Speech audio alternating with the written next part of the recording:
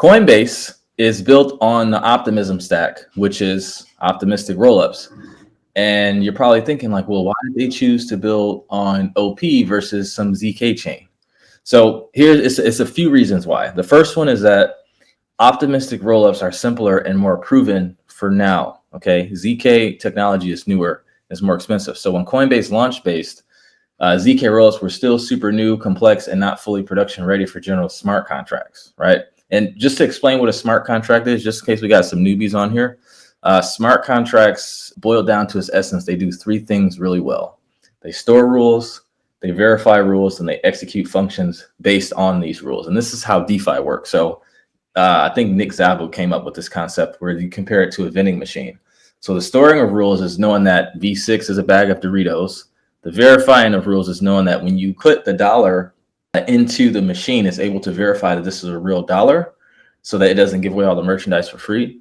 And the executing the rules based on the function is knowing that, okay, hey, once this dollar is verified to be legitimate and you click V6, the bag of Dorito falls so that you can enjoy it. And it's basically an if this, then that program. So when you look at smart contracts, you can program it to have rules. And when certain things are met, the desired action happens. So if you have a deed to a house and you want to sell it, instead of having to go to a middleman, and this is why they say smart contracts are going to, destroy the middleman business. Instead of having to go through all these different people and verifying it, you can say, hey, once the money is here and this document is updated, automatically send out the deed. You can put a timer on it. If it's not, everything goes back to original party. Okay, going back to this.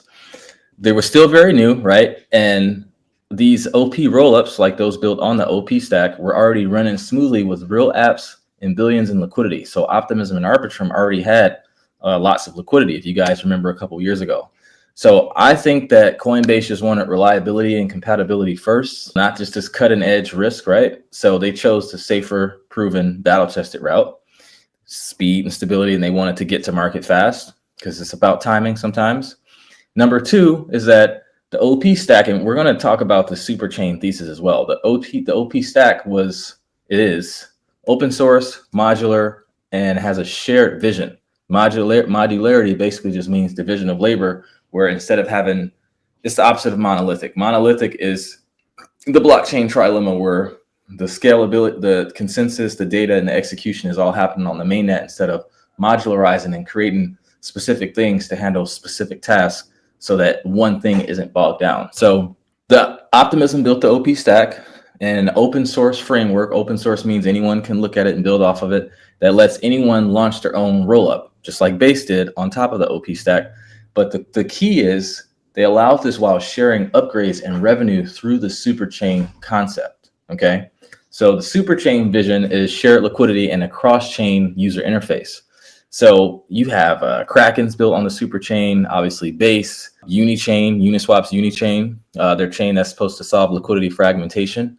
So it's a collective of these different chains that will soon share security, eventually ZK proofs for all chains as well. We'll dive into that. Interoperability, so instant bridging between OP chains, and revenue alignment. So you'll have shared governance through the Optimism collective.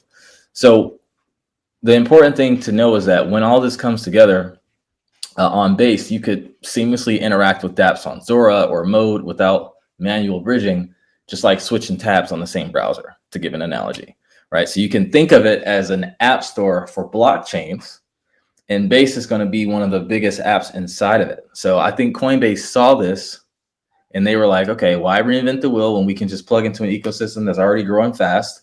They get shared technology, shared liquidity, shared governance through Optimism's collective. And then every chain with the OP stack, including Base, benefits from the same upgrades and interoperability. So it's like joining a growing Lego stack instead of building your own toy from scratch. Okay. The third one is that optimistic rollups is directly aligned with Ethereum's roadmap, right? So you have the Ethereum scaling roadmap where Optimism and the OP stack are designed to be deeply aligned with this long-term roadmap, especially when you look at things like EIP 4844, which is basically their proto-dank sharding, okay? So this is actually one of Ethereum's most important upgrades, right? And it introduces a new type of data called blobs, okay?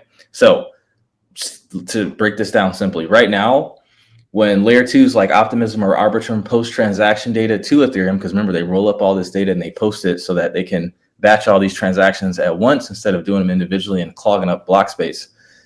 They do it in a very expensive way, right? And they do it by storing the data permanently on Ethereum's main chain. And this is one of the biggest reasons why gas fees on L2s aren't cheaper yet, right? They're cheap, but not as cheap as they can be.